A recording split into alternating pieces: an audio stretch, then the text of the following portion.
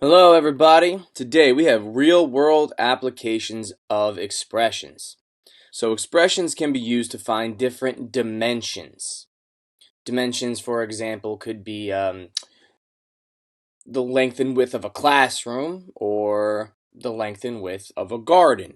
So, for example, in task 1, it says Mr. Donaldson is adding a vegetable garden to the backyard for his wife. He has prepared several rectangular sketches with different dimensions, but the same area for the space of the vegetables.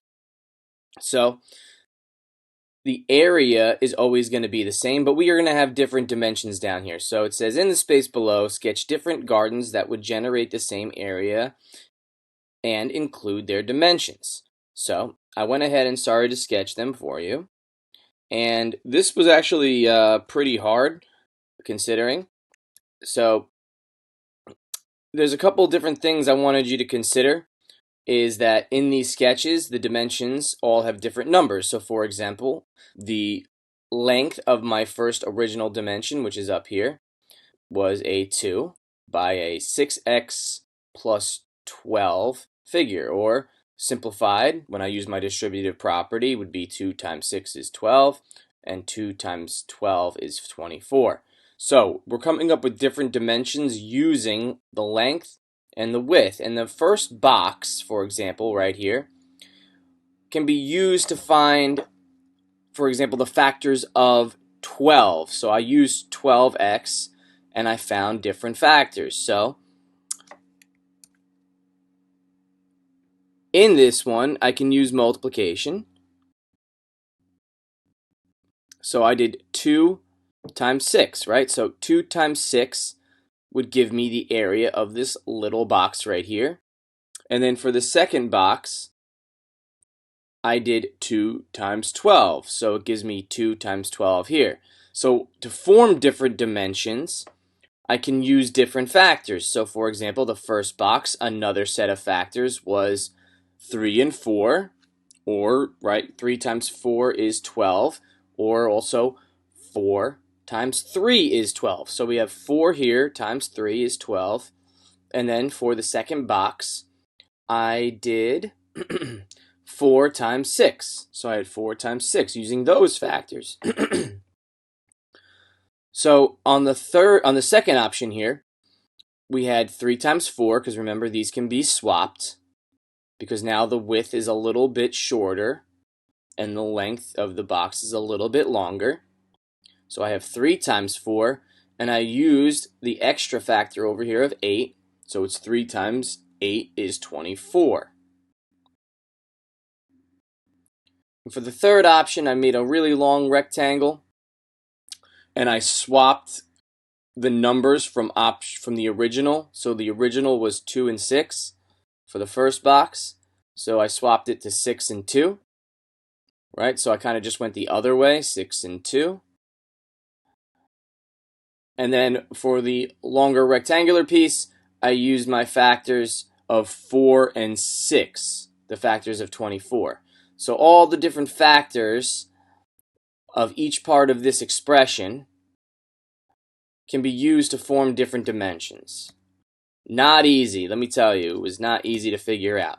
So that's why I've done it for you. But once you do figure that out, it's easy to find the length, which were used different factors of 12. So for the length of the original was 2. The length for option 1 is 4. The length of option 2 is 3. And the length of option 3 is 6. Now the width would be the factors of 24, right, for example. But really they just wanted me to say what the width is of the second box. So the width of the second box was 12. The width of the option 1 was 6. But you know what? I wrote the equation like this because the whole width includes the coefficient. So really, what I do need is the 6x plus 12, because that's the whole width. It's the variable is dependent on its coefficient, so whatever x is, it's being multiplied 6 times, increased by 12. So this is the whole width, where the length is only one number. So the width has two different terms in it. It has 6x, and then it has 12. So all of the widths are the same as your top right here, your width. Now the area becomes interesting because no matter what the dimensions are for area, it's going to come out to be the same area. So using the distributive property, I get the same area for each option. Interesting. So how are the four options above alike? Well, all four options have the same area. However, for number 2, it says, how do the four options above differ? Well, all four options have different widths and lengths. So it starts to get a little bit more interesting when we move down the page. So for task 2, it says use each expression to determine the area given x. So when they're going to be giving us the missing part of x.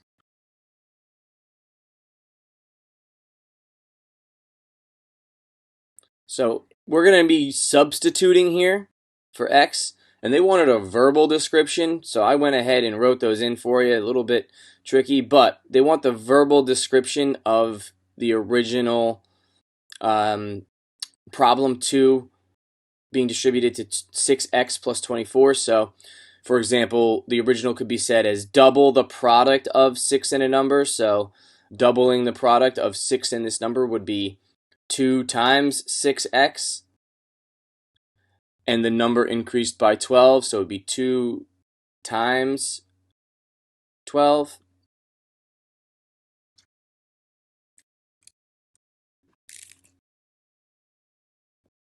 Okay? And then for option 1, you could say 4 times the product of 3 and a number increased by 6. So 4 times the product of 3 and a number increased by 6. For option 2, I wrote triple times the product of 4 times a number increased by 8.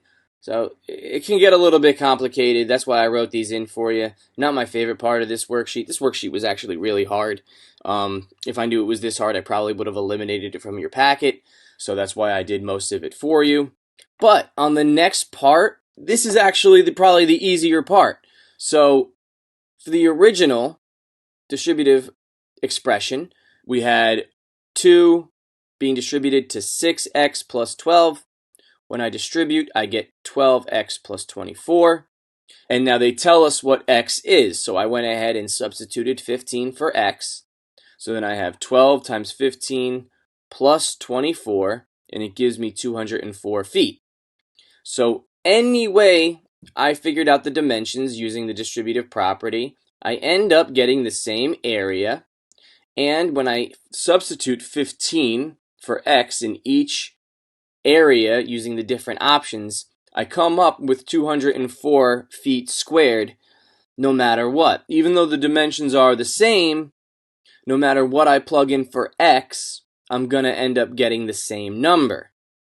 So, for example, if x is 22 here, you would have 12 times 22 plus 24.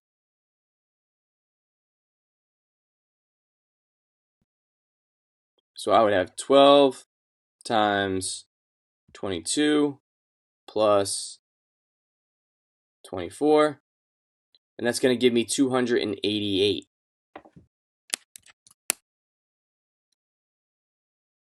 Which I'm basically giving you the answer. So, which is pretty nice. All right. So if all of these were the same, 204, 204, 204, that means all of these were also going to be the same, which you need to write it down in your packet, and I've given you the answer at 288. So you can see that all of these will be the same answer, so that's kind of a give you problem. However, for the middle part here, I do want you to do this on Kami, so x is going to be 8, so you need to substitute 8, for example, where the 15 was. So it would be 12 times 8 plus 24. And you'd be writing in your answers right there. And all of these answers will be the same, no matter which way you distributed it which way you simplified the distribution, and then which way you solved, replacing x with 8. So here, it even got a little bit more complicated. So it says, Mr. Donaldson has decided to create his garden to have 204 feet, or x equals 15. He would like to determine which arrangement is better based on the price of the fence. The fencing ends up costing 32 cents per linear foot. So it just means that it's 32 cents a foot, but that's straight. You don't buy a fence in different cuts. You're going to buy it in one straight piece and then cut it up using whatever dimensions you made your garden. However, the different dimensions create different perimeters. So areas are the same, but the perimeters are going to be different depending on the shape you made. So the area of a shape can always stay the same, but a shape can form different dimensions, which is going to change the perimeter. So perimeter is not always the same, where, for example, area will be. A little bit of a difficult concept. However, I did them for you. So on my answer sheet, for example, it gave me this box, and all it said was 2 and 102. So I had to figure out how they got those numbers. Well, the area for each of these boxes were the same, 204 feet squared. And how did they get 102 here? They took 204 and divided it by its width. So they took 204 and divided it by the 2, which is its width, and they got 102. On the next option, they took the 204, divided it by its width of 4, and they got 51. And then for option 2, the same deal. 204 was being divided by 3, which gave me the length of 68, and so on. So, perimeter. Once I had the two dimensions for perimeter, remember, perimeter is when you are adding up the sides to get the total amount of fencing, for example. Alright, so if I wanted to add these up to find the perimeter of the original, right, I would do 2 plus 2, because this length is the same as this length, and I have to add them both up.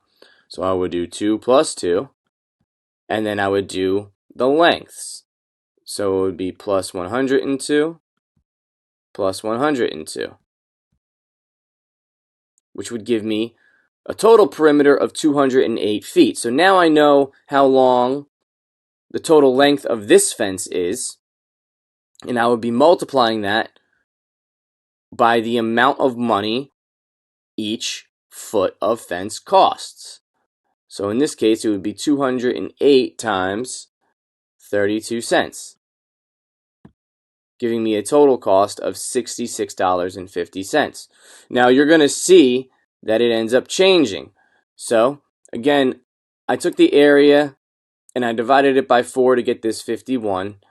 But we're not going to focus on that. We're going to find the perimeter. So we have 4 here, and that means we have a 4 here.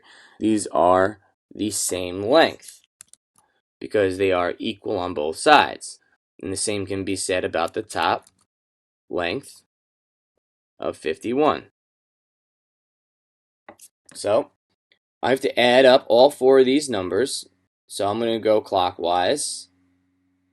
So I'm going to go 4 plus 51 plus 4 plus 51.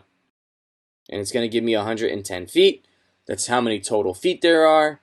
And each foot costs 32 cents. So I multiply how many feet there are by the cost, and I'm going to get $35.20. Now the same can be said for all of these. So I have the perimeter here, 3 plus 68 plus 3 plus 68, giving me a total amount for fencing at 142. And then I can multiply that by the price it costs for 1 foot of fencing, and I'm going to get $45.44. I'm not going to do the last one with you because I feel like you already understand. However, you do have to do number 3 on your packet. So it says, which dimensions provide the least expensive fencing? So, is it the original? Is it option 1, option 2, or option 3. So you have to write here either the original for number 3, is it option 1, option 2, or option 3? And those prices are circled for you. So which is the least amount? All right, that's going to be it for today. Everybody have a great day and stay safe.